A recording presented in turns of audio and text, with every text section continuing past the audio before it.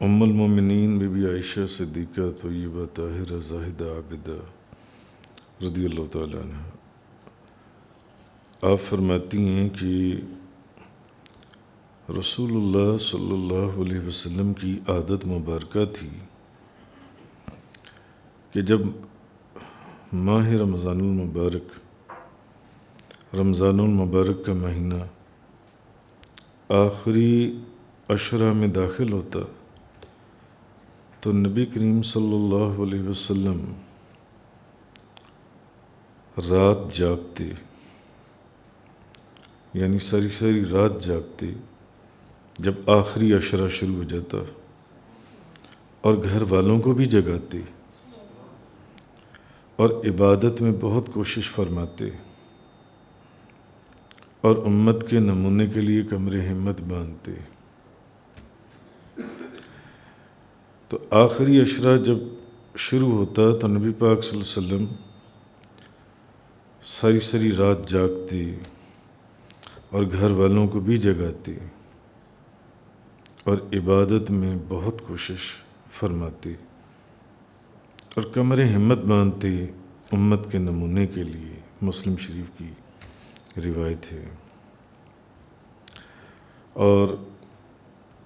ایک روایت کے اندر ہے، تفسیر روح البیان اور تفسیر مظہری کے اندر، تفسیر قرطبی کے اندر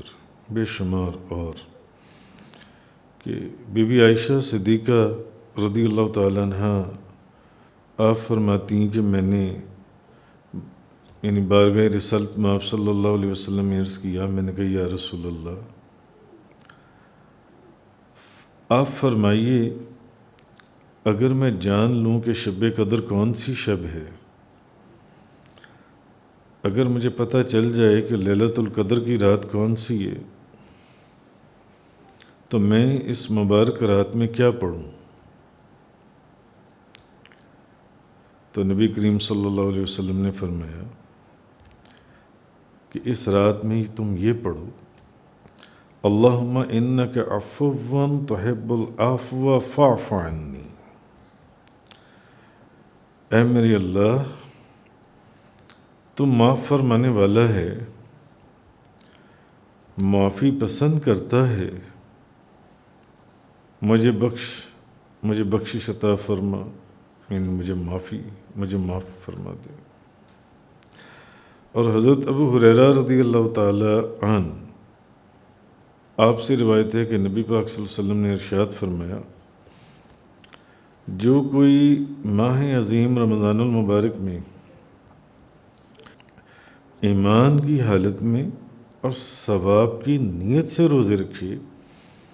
تو اس کے اگلے گناہ بخش دیے جائیں گے، اور جو کوئی ایمان کی حالت میں ثواب کی نیت سے شب قدر کو نماز میں کھڑا رہے اس کے بھی اگلے گناہ معاف کر دیے جائیں گے۔ مشکوٰۃ شریف کی ایک حدیث ہے، حضرت انس رضی اللہ تعالیٰ عنہ فرماتے کہ نبی پاک صلی اللہ علیہ وسلم نے فرمایا، جب لیلۃ القدر کی رات ہوتی ہے تو جبریل علیہ السلام فرشتوں کی جماعت میں اترتے ہیں اور ہر اس بندے کو دعا دیتے ہیں، اس پر درود پڑھتے ہیں جو کھڑا یا بیٹھا اللہ کا ذکر کرتا ہے۔ اور غنیت الطالبین میں ہے، حضور غوث الثقلین کریم الطرفین شیخ عبد القادر جیلانی رضی اللہ تعالیٰ عنہ فرماتی ہیں کہ جبریل علیہ السلام آسمان سے نزول فرماتی ہیں اور ہر مسلمان سے سلام کرتی ہیں اور اس سے مصافحہ فرماتی ہیں۔ لیلۃ القدر کی رات کی بات ہو رہی ہے، آج 27ویں کی رات ہے، اگر آج لیلۃ القدر ہے، البتہ آخری عشرے کی طاق راتیں 21، 23، 25، 27، 29 میں سے کوئی نہ کوئی لیلۃ القدر ہے۔ زیادہ علامات 27 کی طرف بھی گئی ہیں، مگر اور اگر آج رات ہی لیلۃ القدر ہے تو جبریل علیہ السلام آسمان سے نزول فرماتی ہیں اور ہر مسلمان سے سلام کرتی ہیں اور اس سے مصافحہ فرماتی ہیں، اور اس کی علامت یہ ہے کہ جب جبریل علیہ السلام کسی سے سلام کرتے ہیں یا مصافحہ فرماتے ہیں تو اس انسان کے بال کھڑے ہو جاتے ہیں، رونگٹے کھڑی ہو جاتی ہیں، اور اس کا دل نرم ہو جاتا ہے اور آنکھوں سے آنسو جاری ہو جاتی ہیں۔ اس رات جس شخص سے جبریل علیہ السلام مصافحہ فرمائیں۔ تفسیر قرطبی، تفسیر سراج منیر اور غنیۃ الطالبین کے اندر، اور بھی تفسیر نبوی کے اندر بھی، حضرت عبداللہ بن عباس رضی اللہ تعالیٰ عنہما ارشاد فرماتے ہیں کہ جب لیلۃ القدر کی رات آتی ہے تو اللہ تعالیٰ جبریل علیہ السلام کو حکم دیتا ہے کہ سدرۃ المنتہا کے ساکنوں کو اپنے ساتھ لے کر زمین پر چلے جاؤ۔ وہ 7,000 فرشتے ہیں جن کے پاس نور کے نیزے ہیں۔ جب وہ زمین پر اترتے ہیں تو جبریل علیہ السلام اپنا جھنڈا زمین پر گاڑ دیتے ہیں اور فرشتے 4 مقامات پر اپنے نیزے گاڑ دیتی ہیں، کعبۃ اللہ کے نزدیک، روضہ انور کے نزدیک، مسجد اقصیٰ کے قریب اور مسجد طور سینا کے نزدیک۔ پھر جبریل علیہ السلام فرشتوں سے فرماتے ہیں بکھر جاؤ۔ وہ سب بکھر جاتی ہیں۔ کوئی مکان، کوئی حجرہ، کوئی گھر، کوئی کشتی جس میں مومن مرد مومنہ عورت ہو ایسی نہیں رہتی جہاں وہ فرشتے نہ پہنچ جائیں۔ کوئی مکان، کوئی حجرہ، کوئی گھر، کوئی پانی میں چلنے والی کشتی بھی ایسی نہیں جس میں کوئی مومن مرد یا مومنہ عورت ہو ایسی نہیں رہتی جہاں وہ فرشتے نہ پہنچیں۔ ہاں، مگر جس گھر میں کتا ہو، سور ہو، شراب پینے والا کوئی شخص ہو، زانی ہو یا تصویر ہو، وہاں وہ نہیں جاتے۔ وہ جگہ ان فرشتوں سے خالی رہتی ہے۔ تو وہ تمام فرشتے اللہ کی تسبیح، تقدیس اور تکبیر میں مشغول ہو جاتی ہیں اور حضرت محمد مصطفیٰ صلی اللہ علیہ وسلم کی امت کے لیے بخشش کی دعا کرتی ہیں۔ اب جب فجر ہو جاتی ہے تو تمام کے تمام ملائکہ آسمان کی طرف چلے جاتی ہیں۔ آسمان دنیا کے ملائکہ ان فرشتوں کا استقبال کرتی ہیں اور ان سے پوچھتے ہیں کہ تم کہاں سے آئے ہو، اور پوچھتے ہیں کہ اللہ نے اپنے بندوں اور ان کی حاجتوں کے بارے میں کیا کارروائی فرمائی ہے۔ وہ فرشتے ان فرشتوں سے پوچھتے ہیں جو نیچے سے پھر زمین سے اوپر جاتی ہیں۔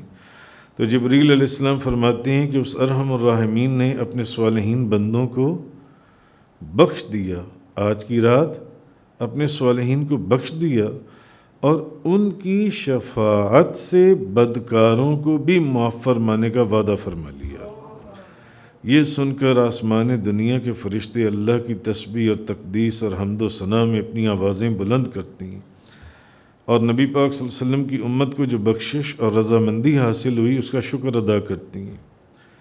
پھر آسمان دنیا کے فرشتے خوشیاں مناتے ہوئے دوسرے آسمان کے فرشتوں کے پاس چلے جاتی ہیں، وہ بھی ان کا اسی طرح استقبال کرتی ہیں۔ اسی طرح 7 آسمانوں پر ان کا استقبال ہوتا ہے اور اس نعمت خداوندی پر شکر ادا کیا جاتا ہے۔ پھر جبریل علیہ السلام تمام فرشتوں کو فرماتے ہیں کہ تم سب اپنے اپنے مقامات پر چلے جاؤ اور اپنی اپنی جگہوں پر چلے جاؤ، اور سدرۃ المنتہا کے فرشتے بھی اپنے مقام پر واپس چلے جاتے ہیں۔ تو ساکنان سدرۃ المنتہا ان سے پوچھتے ہیں تم کہاں تھے، تو وہ پہلے کی طرح جواب دیتی ہیں۔ پھر وہ بھی اپنی آواز بلند کرتے ہیں اللہ کی تسبیح کے اندر، تو ان کی آوازیں جنت الماوا کے فرشتے سن لیتی ہیں۔ پھر جنت نعیم، پھر جنت عدن، پھر جنت فردوس، پھر عرش رحمان سنتا ہے۔ پھر عرش رحمان اپنی آواز اللہ کی تسبیح اور تقدیس کے اندر حمد و ثنا میں بلند کرتا ہے اور نبی پاک صلی اللہ علیہ وسلم کی امت پر عطا کا شکریہ کرتا ہے۔ تو اللہ تعالیٰ جو کہ باوجود اس کے کہ خوب جانتا ہے، عرش سے فرماتا ہے اے میرے عرش تو نے اپنی آواز کیوں بلند کی؟ تو وہ عرض کرتا ہے کہ مولا کریم مجھ کو یہ خبر پہنچی ہے کہ تو نے امت محمد صلی اللہ علیہ وسلم کے صالحین کو بخش دیا اور ان کی شفاعت کو گناہگاروں کے حق میں بھی قبول فرما لیا ہے۔ تو اللہ رب العزت ارشاد فرماتا ہے اے میرے عرش تو نے سچ کہا، امت محمد صلی اللہ علیہ وسلم کے واسطے میرے پاس خلت اور انعام و اکرام سے اس قدر چیزیں ہیں جو نہ کسی آنکھ نے دیکھیں، نہ کسی کان نے سنی، اور نہ ان کا خیال کسی انسان کے دل میں گزرا۔ کہ اپنے محبوب کی امت کے لیے جو انعام اور جو خلتیں میرے پاس موجود ہیں، نہ تو کسی آنکھ نے ان کو دیکھا ہے اور نہ کسی کان نے سنا ہے اور نہ کسی انسان کے دل میں ان کا خیال بھی گزرا ہے۔ وہ کیسی خلتیں اور کیسی انعامات ہیں، یہ خدا جانتا ہے۔